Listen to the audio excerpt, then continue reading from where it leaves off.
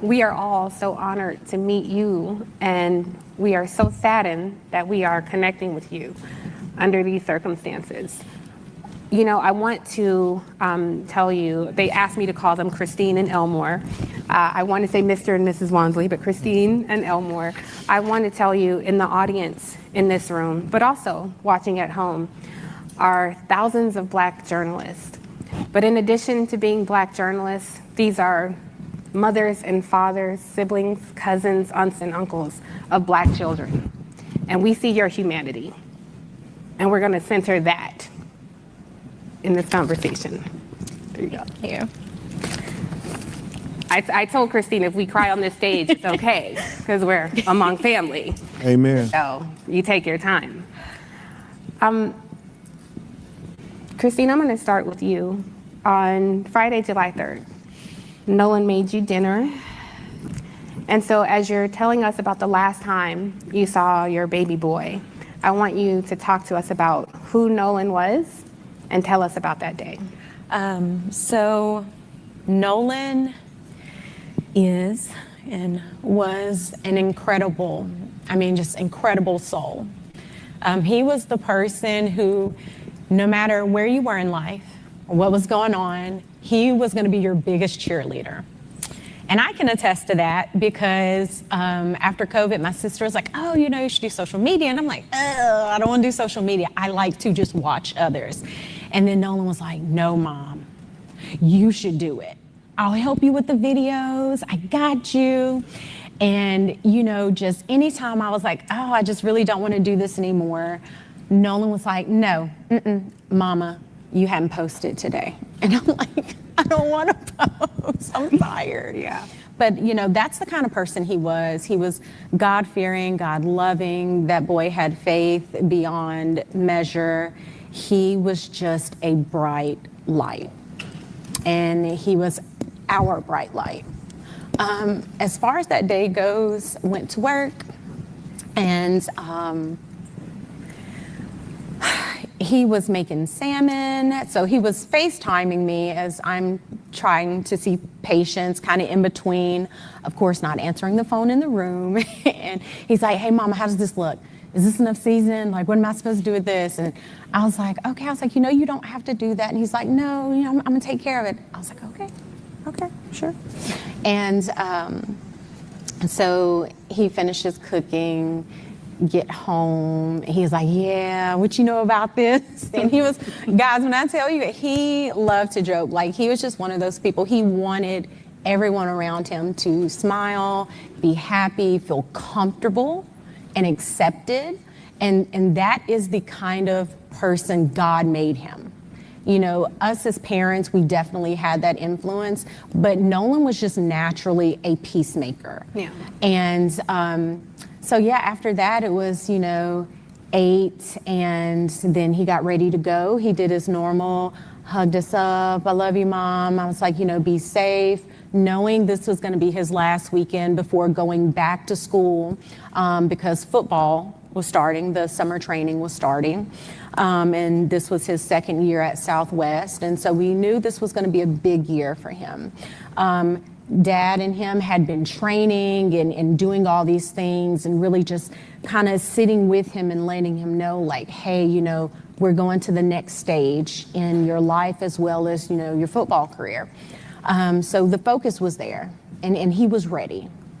So he leaves that day. He leaves that day with, he drives his car, and he told us kind of a general, like, hey, we're gonna go to the island. Like, we knew that. I'm staying at Jack's house. And Jax was a friend I think we've met in passing before. And that's the thing, I always say there's a difference in meeting someone, knowing of someone, and then knowing someone. Knowing implies that we've sat down, we've had discussions about your hopes, your dreams, knowing you, okay, hey, he stayed the night at my house, which Wyatt, one of his friends, he had stayed at our house a couple of times. And then Jax, again, that was one I just maybe saw in passing a few times. There was only a handful of young men that we actually knew, like, he grew up with. And when I say grew up, I'm saying from like first grade, they've known each other all through high school now that they're graduated. And that would be like Jalen and Javon, LeBaron. Those are kids that we knew. So it's been hard seeing all this kind of play out. Yeah. And, you know, these are people that he considered friends. Yes.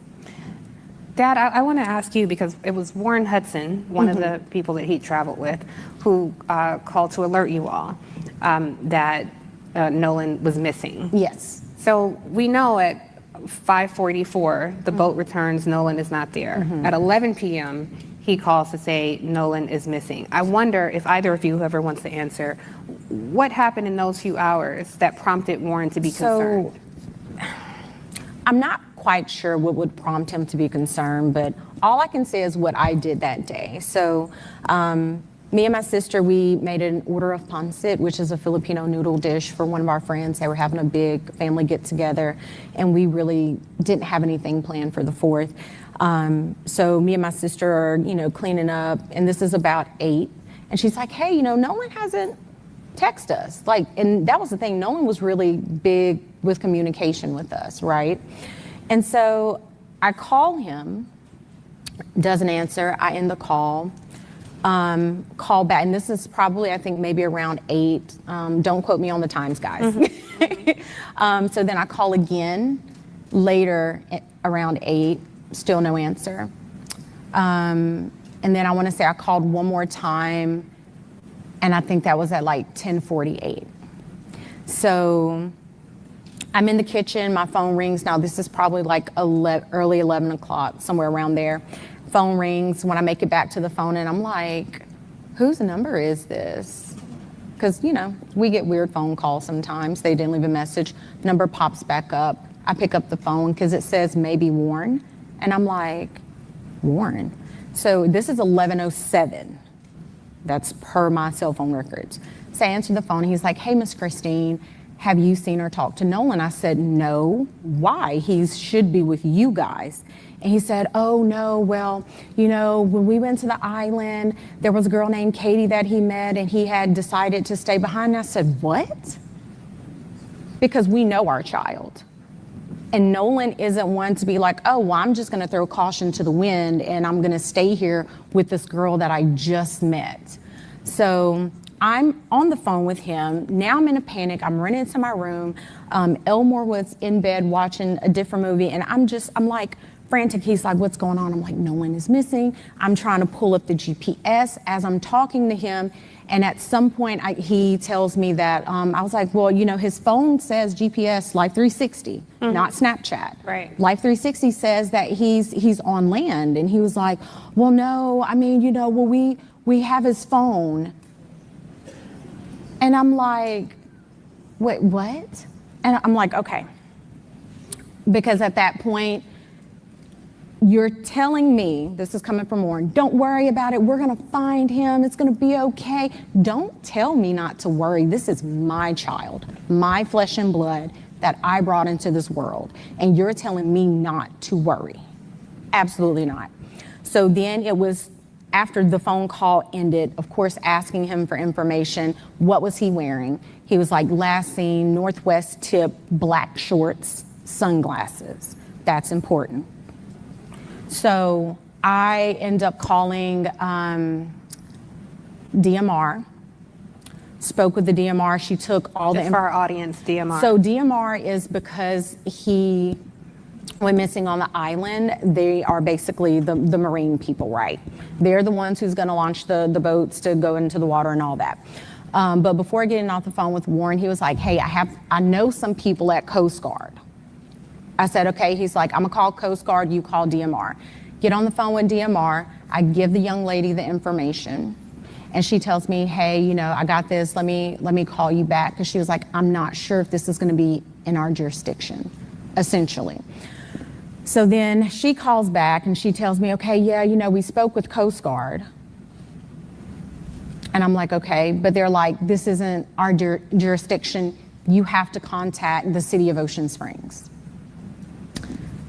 I said, okay, hang up the phone, call an Ocean Springs Police Department. They say, hey, you have to physically come down and give a report. I said, okay. So on our way, because we don't live that far from the police station, on our way there, I was like, well, let me stop by the hospital, because there's a hospital that's maybe 5 minutes up the road from our house. Stop by there. I'm like, hey, have you guys seen this kid? Has he been brought in? The lady's like, no, ma'am, we hadn't. I said, okay, thank you. Run out. We go to the police department. Get to the police station, and the officer basically says, again, this is out of our jurisdiction. And at that point, I'm like, my God, who am I supposed to talk to? Who is supposed to help me with this?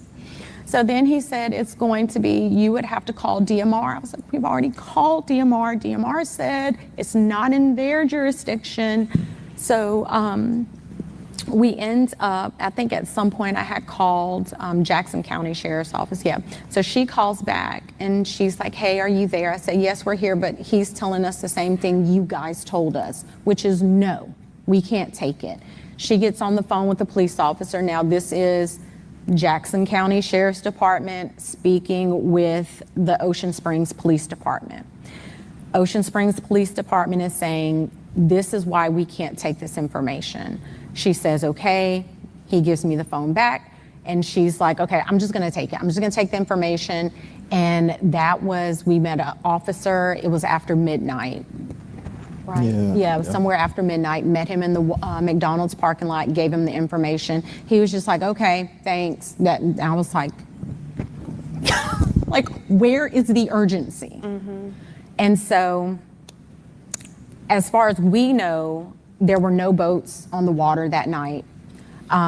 We actually, his high school football coach, Coach Bramlett, texted Elmore that morning. He said, hey man, I got a boat. Because again, we don't have boats. Let me make that very clear. We do not have a boat. We're not boating people. We don't do water like that, okay? So Coach Bramlett's like, hey, I got a boat. So we was like, great, let's go. We're on the water. We go out there. We walk the island. Cell phone works perfectly fine. I actually had almost an entire conversation with my grandmother, who was in a panic, as we're walking this island looking for anything. I just want to pause there. The cell phone worked fine.